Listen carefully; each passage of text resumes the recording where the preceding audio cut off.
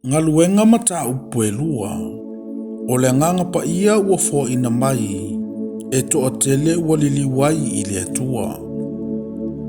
Ua o atu fo i le aso Pentekoso, sa iai ilanto umalava i le me tasi ma le loto ngatasi. O na fafua se i mai leo le taalili mai le langi, peise i o le matangi ua angi tele mai, ua tumu umai le fale sa lato nonofo ai.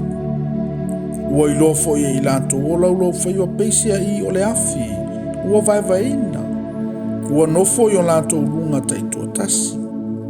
Ua fatu tumuina fo i lato umai le nganga pa ia, ua afu ai o na tautala i ngangana ese ese, pei o na fo ina mai le nganga o le ngangana iante i lato.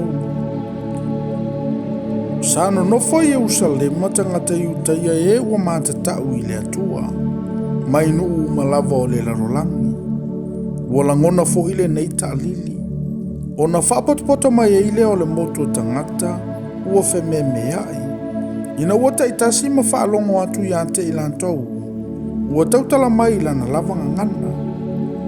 Ua sengia uma o latou mauli, ma latou ua foai. Ua whetautala tala ai. Whaauta, e leo kalileia e i lantou uma o e ua tautala mai nei. E whapewhea foi o na tātou taitasi ma whaalongo atu i lana lavanga ngana na tupu mai ia.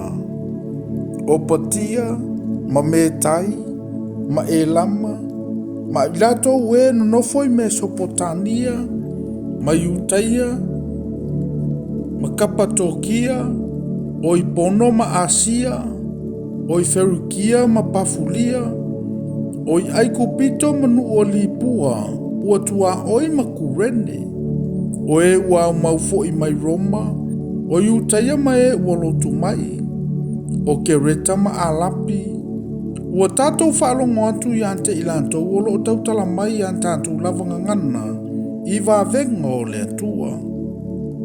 Ua sengia o lantou mauli uma, ma whememe ai i lantou, ua whetautal talai, se ale winga o le nei mea. Peitai o isi, ua tauemu i lantou, ua whapeane, ua o nānei tangata i le waina sua malie. O na tula i leo Peteru anto ma le toa tinonga fulu ma le toa tasi. Ua whai atu ma le leo tele, ua whape atu i ante i lantou. Se mai, o autou i utai ai. Ato foi mai ua nonofo i Jerusalema umalava. Ia iloe autou le nei mea, ma ia whaafofonga mai ia upu. Awawa le o nānei tangata, pei o nau tau ma salo iai.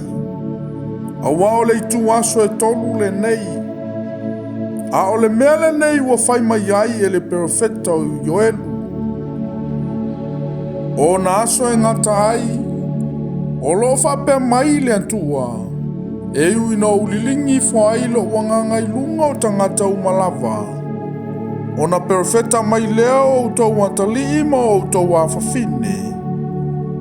E iloa whaalinga e o tau tau lelea, e whai miti foi o tau toia ina. O ia aso foi, o te lilingi foi lo wanganga i lunga o na tane, ma o na whafine, la tau te profeta mai ai. O te whaia foi wavenga i le langi lunga, ma whailonga i le laro langi lalo, o le toto ma le afi. Ma le asu e whaani utu. E mua na li ua le la i le pouli uli. Ma le masina i le toto. I le o ai i le aso tele ma le silisili o le ali. E ufoi ina whaola ina o i lato umalava o e vala awatu i le suafa o le ali. Se mai, o outou i sara e lue. Whalongo mai ia i nei upu. O Yesu o le Nasareta, o le tangata ua whasinoina e le atua i ante outou i mea mamana, ma vavenga, ma whailonga ua whaia e le atua i o outou luma ia, pei o na outou i loa foi, O ia ua tuina mai e le pule tonu ma le silafanga le atua na mua. Na maua o ia e outou, ma outou whaamau i le la au na fasioti limo tangata wha le tau pulea. O ia ua whatuina mai e le atua, wana tatala i puapua ngā o le oti. A wana le mawhai o na tau whina ai o ia. A wā ua whai mai tā vita i ante ia. Na o wilo atu le alii o uluma i le au noa. A wā o ilo ui tū tau matau o ia, ina ne i whaanga e ti au.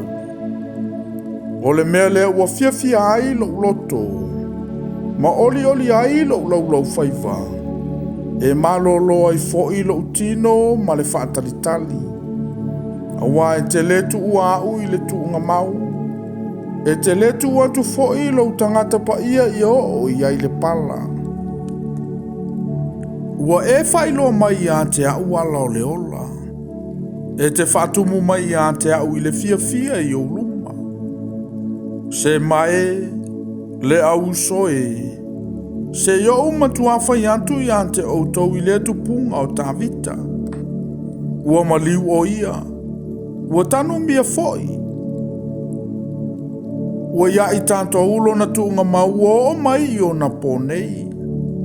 O le nei foi, a wā o le perofeta o ia. Ma ua iloa ia na matua tau tō mai le atua i ante ia. Na te whatu ina le keriso mai lana whanau i la le tino. E tia ai o ia ilo na nofo ali. Ua mua iloa e ia. O lea wana whai mai ai i le toi tū mai o le keriso. Ua le tu ua o ia i le tuunga mau. Ua le o fo i le pala i lona tino. O Yesu lava le nā ua toi whatuina e le atua. O moli mau i mātou uma i le nā mea. O le nei foi. O na ua si tia o ia i lunga i le ao tau matau o le atua. Ma ua maua e ia mai le tamao le nganga pa ia na fola ina. Ua lilingi i fua ia le nei mea. Ua outau i loa ma whaalongo ai nei. A wae le ia rua e tā mita i le langi. A ua whai mai o ia. Ua whetalai mai le ali i lo wali i. Ia e nofo i lo i tū tau matau. Se ia o whai o e hita i ante o e mamea e tu wai o vai. O le nei foi. Ia matua i loa le ai ngā umau i Saraelu. O Yesu lava le nana whaasata roina e o tau. Ua whaia lea e le antua mali i ma keriso. Ua whaalongo mai i lātou, o na tuia le o lātou loto. Ua lātou whai mai i a Peteru ma le au apostolo uma. Se mai, le au soe. Se ase mea mātou te whaia. O na whai atu le o Peteru i ante i lātou. I nā sala mo ia. Ma ia taitasi ma papatiso ina o tau uma i le suwafo Yesu Keriso. Mo le whaamangalo ina o anga sala. O na mawale o tau o le mea fo ai fua mai. O le anganga pa ia lea. A wao ia te o tau ma o tau whanau le mea ua fola ina mai. A toa mai o mamau o malava. O ilanto uma e vala awina i le ali i lon tātou atua. O isi upu fo i e te lena ia moliti no atu māpua i atu ai. Ua whape atu. Ia whaola ina o tau ai le nei tūpulanga whapio pio. O na papatiso ina lea o e Natalia na upu ma le fia. O le aso foi. Ua whaopopo ina ai pe tolu afe o tangata. Ua tū mau pe i latou i le mata upo le au apostolo. Ma le mafuta whaatasi. Ma le tofinga o le areto matalotalonga. Ua ofo i le fefe i tangata uma. Ua whaia foi e le au apostolo va venga ma whailonga i tele. Ua whaatasia foi e ua whaatuatua umalava. Ua tū tele a lātou mea umalava. Ua whaatau atu foi o lātou whanua ma oloa. Ma ua tufa le tau o ia mea I tangata uma. Ua whaatatau I le mativa o le tangata. Ua latou no nofo pea ma le loto ngatasi le malu le aso ma le aso. Ua tofi fo I le areto I le fale ma le fale. Ua latou ua aia latou mea ai ma le fia ma le loto wha maoni. Ua latou vivi I atu I le atua ma ua alofaina I le nuu umalawa. Ua whaopopoina I le kalesia I le ali I aso faisoo o ua whaolaina.